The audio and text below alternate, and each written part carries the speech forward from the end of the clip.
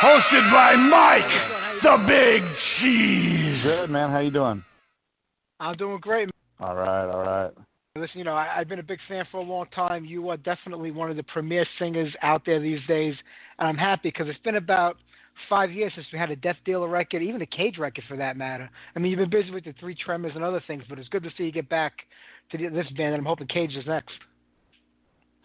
Yeah, we're, since the lockdown, I've been saying that, I think I've recorded over 50 songs between Death Dealer and New Cage and the new Three Tremors album. I mean, we have, next year is going to be a Sean Peck overload of material.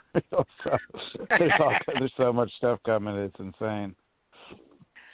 Well, that's good to know, but it feels like it's going to be like that for the entire scene in general next year. I mean, not just metal, but music all around. I mean, everybody was locked down this year. Most people spent that time, working on new music and recording. Do you think it's going to be harder next year on bands to kind of get the material out there and heard because there's going to be so much going on probably all around the same time?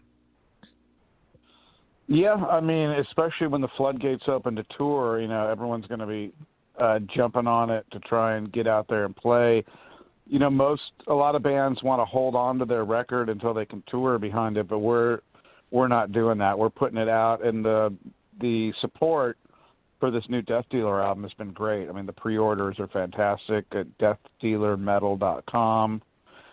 We always put together really cool packages that are really affordable, and the fans support it and love it, and people are excited, like you said, that Death Dealer's back active and a new album's coming out. Yeah. People see it's been 5 years since the last record, but they don't realize you and Ross and other, especially Michael LaPond, everybody's got something else going on. There's other bands that they're in, other projects they're working on. So it isn't like we're not getting music by you guys. Just that it's from this band and this, we want to hear something. But there is a lot happening. Is that kind of why it takes so long to get something out? Yeah, well, this album was actually about 80% done 4 years ago. I mean, we had most of it together, and then, Stu had his Night Legion band and Ross with the RTB band, and, me still doing lots of shows with Cage, and then the Three Tremors was big, and then I had a lot of Denner Sherman stuff.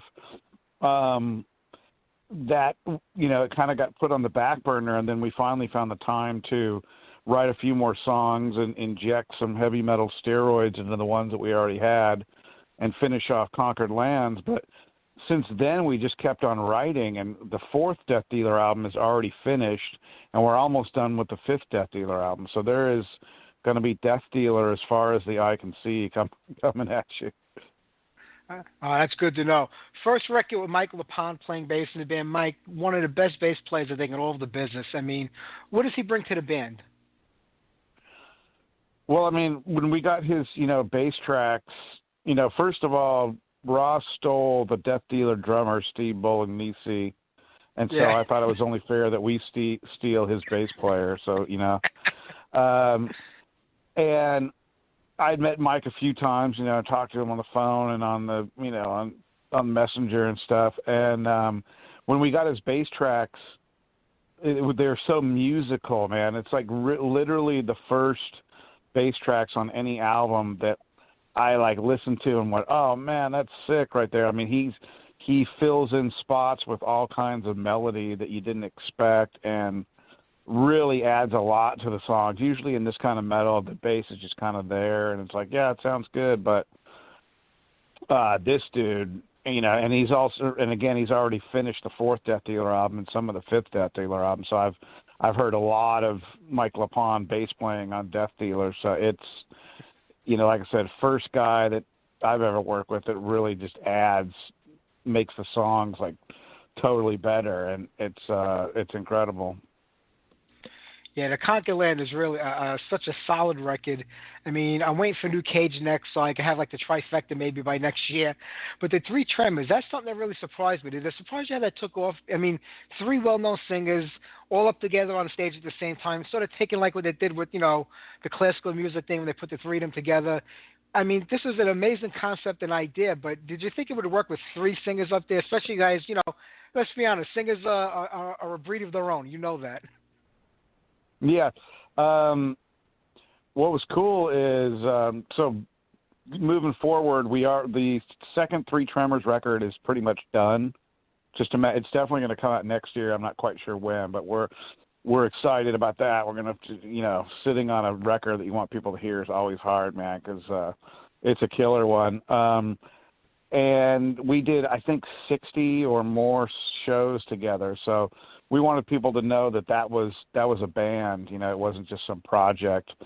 And we had the Cage guys as the backing band. So the five of us were, you know, all really good friends. We hang out and do stuff, you know, together beyond just the music stuff. We're a bunch of bros, and it was interesting to see how Harry and Ripper would fit into the dynamic that we already had. But man, it fit in so good, and we've done so much road time and been through so many wild scenarios together that it's awesome, man. The Tremors is like a heavy metal street gang. We're all like really good friends, and like I said, we talk. You know, I talk to Ripper all the time about sports and other shit, and you know, I was like big fanboy, but now, you know, just like he was with Judas Priest, once you hang with them and get to know them, the fanboy goes away, and you're just like homies. And it's all my main thing for doing all this stuff is to have fun, and the Tremors on the road and shows is a lot of fun. Yeah. How does it work songwriting wise? I mean, do you and the rest of the guys from Cage, you know, kind of take care of all of that, or the other two guys present what they want, and you know, how does it work, and who picks and chooses what?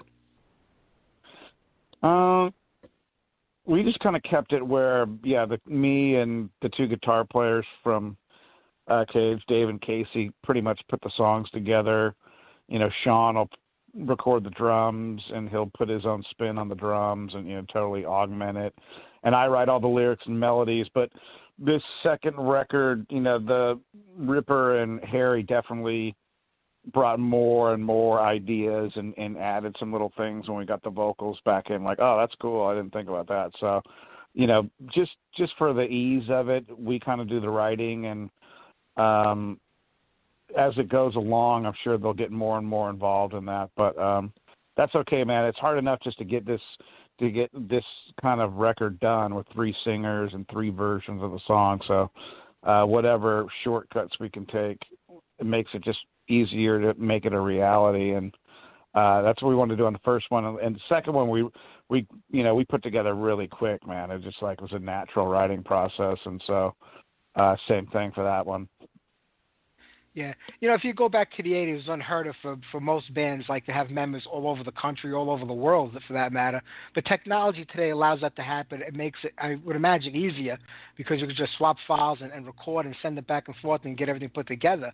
I mean, you have Stu in Australia with Death Dealer. Now you get Harry in Greece, you know, with the Three Tremors. So, I mean, is it more difficult when you have to deal with it that way, where you send a file here, you get it back, maybe something has to be changed or taken, and you got to keep going back and forth where, you know, everybody's in the same room together. You could kind of work everything out right then and there and kind of square it away and move on. Is this more time-consuming going back and forth, or is it actually, you know, quicker when you know what you're doing? Well, for Death Dealer, Stu, me, and Ross get on these Skype sessions for like 2 hours at a time. So it's pretty much like a jam being in the same room. We're not just trading files back and forth with an email. We're actually on video together, writing these songs, and Stu compiles them while we're on the Skype together. He'll just go, okay, yeah, let's do that. Hold on a second, and then he'll just lay the riff down into his computer in like 2 seconds, throw a drum beat on him. He's super fast at producing it. So we're actually composing the song and recording the rough draft of it in real time. So that's kind of like kind of like jamming together. And then the Cage guys, we're all in San Diego, so we can get together in the same room and get all those songs going. Dave Garcia does all that compiling. So it's just getting, as far as writing the songs, it is like a real jam instead of just trading files back and forth. So it's a little more organic than just doing that. But when we record the final versions, everyone is recording the final track in their own studio, then compiling the final thing. But writing it, we're kind of together. So I think that gives us an advantage, and that's why. Our whole thing is good songs. We're all about good songs, and I think we write good songs with good hooks and stuff you're going to want to hear again.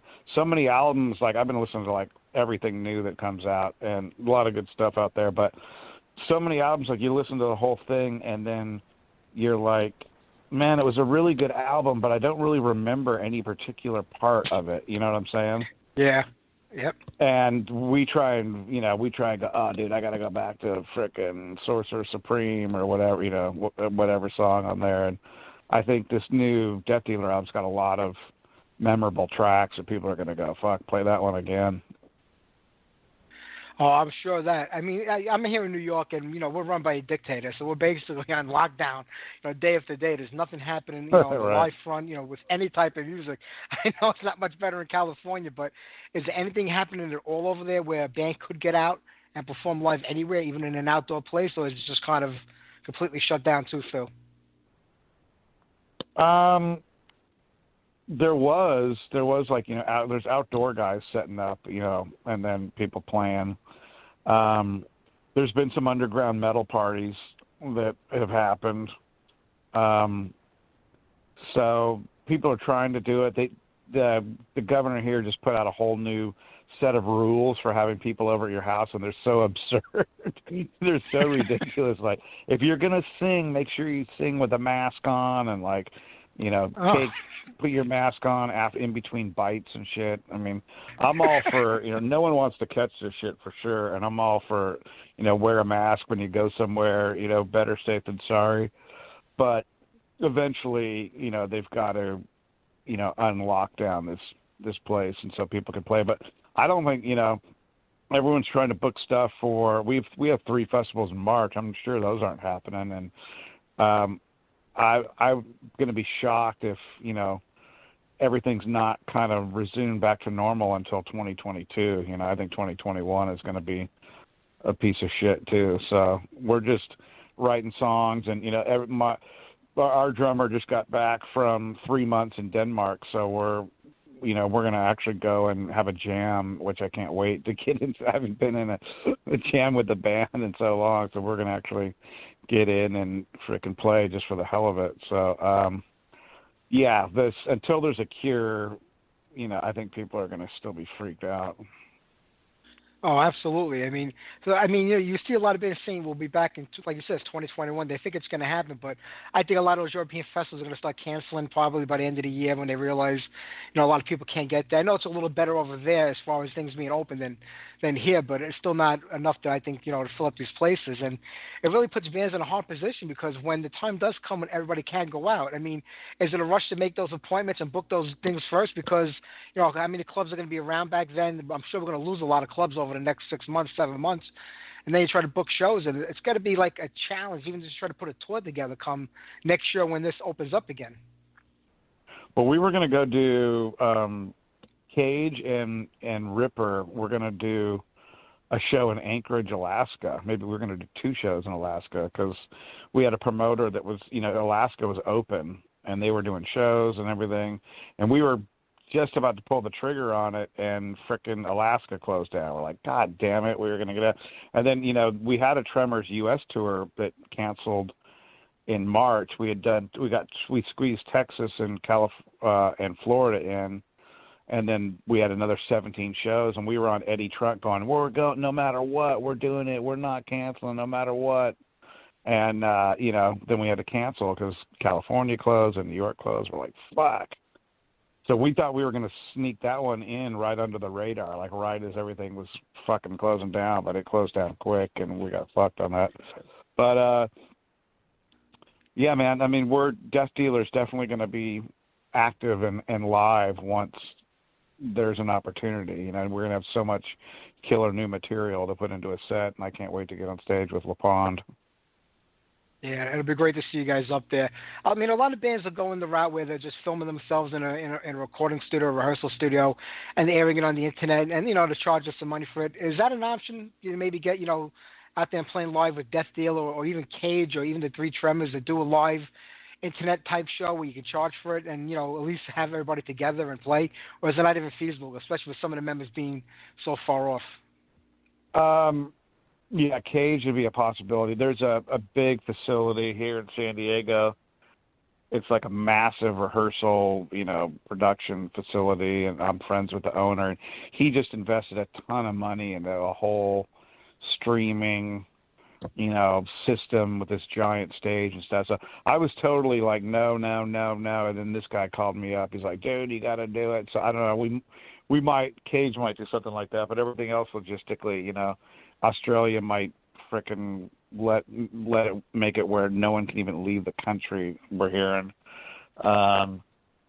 So yeah, the Three Tremors and Death Dealer probably not going to be feasible for that, but there's a possibility of Cage. Like I said, I'm not going to be filming myself, with 5 dudes in their bedrooms with the Brady Bunch squares. I'm totally not into that. But if we get some killer, he's got lasers and smoke, and I want to get 6 strippers up there while we play. Now that would be something to watch.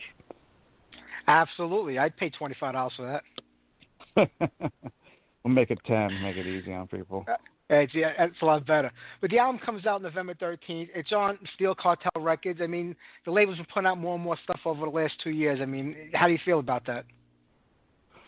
Yeah, we've been really working the Steel Cartel thing.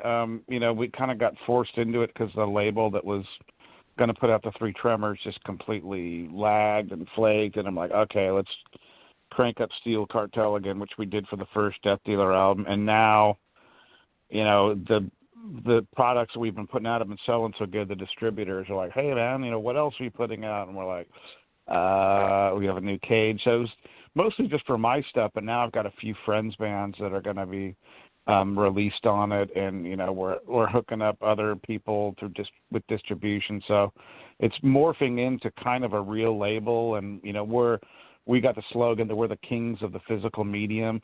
The other thing about this Death Dealer album is that only 3 songs on it are going to stream. And those are the 3 songs that are going to have, music videos to them.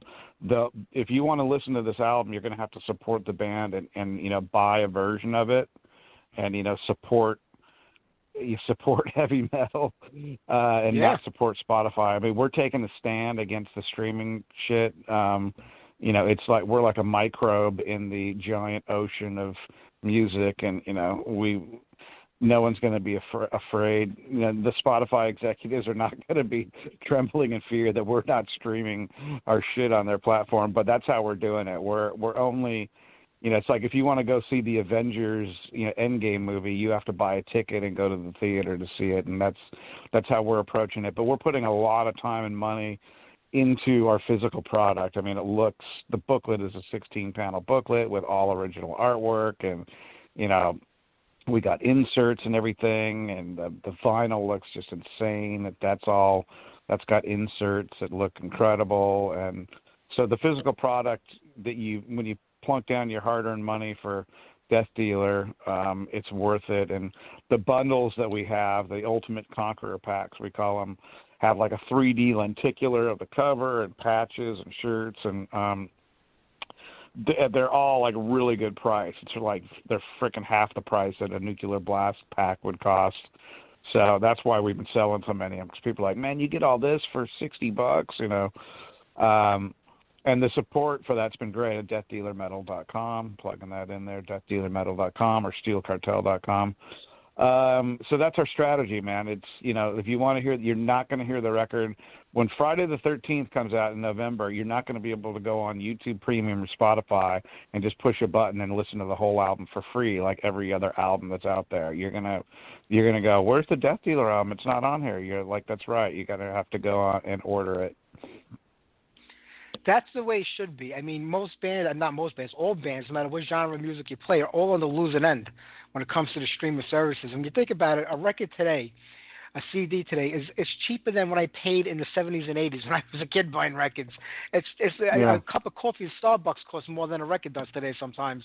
So everybody should be buying these records. I don't know. I mean, I love what you're doing by not letting it stream like that. And hopefully, you know, this will be the thing that gets the ball rolling for other bands. And if more and more bands start doing that, and it takes on to the larger bands and, you know, maybe the major label bands where they refuse to do it, maybe, you know, it'll stop, or at least maybe there'll be a new revenue idea worked out where bands can make money off of it.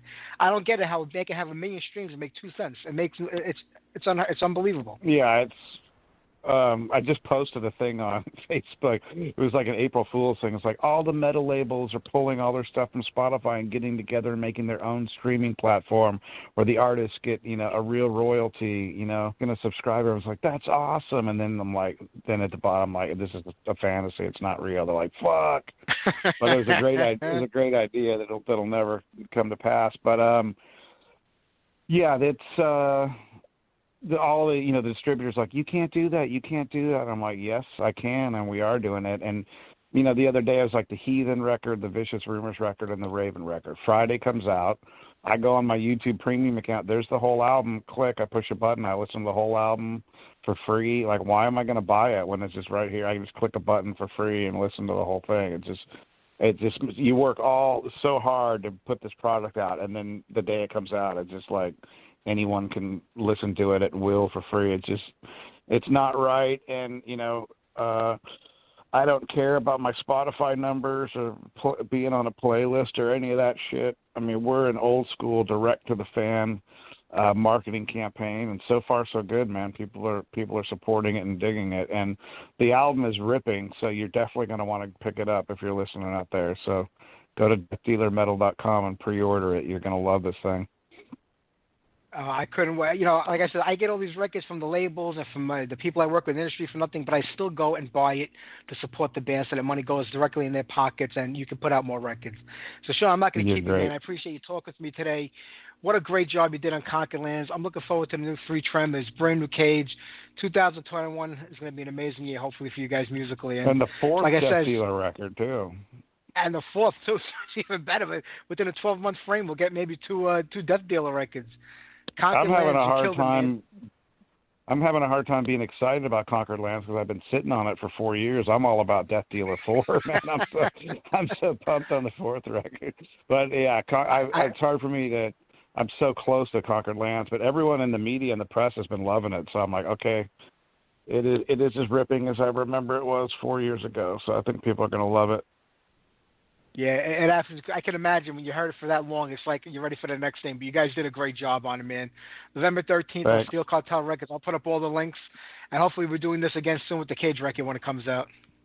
Yeah, we will be. Thanks, buddy. Good talking to you. Take care.